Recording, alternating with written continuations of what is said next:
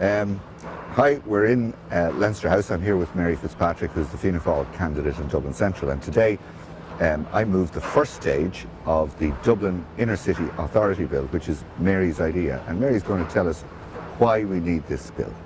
John, thanks for moving the bill. The North Inner City Development Authority Bill is needed for Dublin's North Inner City because we need the state to make a firm commitment to address the root causes of deprivation, disadvantage and poverty in the North Inner City, but also we need the state to really commit on a long-term basis to regenerate the North Inner City, to champion the North Inner City. And I'm talking about to champion its potential. I'm talking about places like Moore Street and the National Monument site there, Parnell Square and Joyce Square.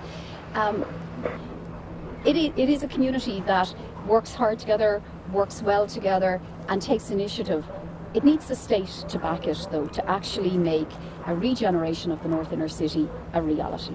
So this bill will actually establish an authority, and Fianna Fáil has done this a number of times before. An example of this would be the Grange Gorman campus, which was driven again by a regulated authority.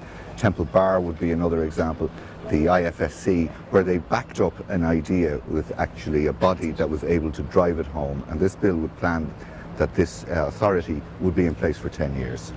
The North Inner City deserves it. Dublin City deserves that part of our city to be a part of our city that we're proud of, and that is fully contributing like every other part.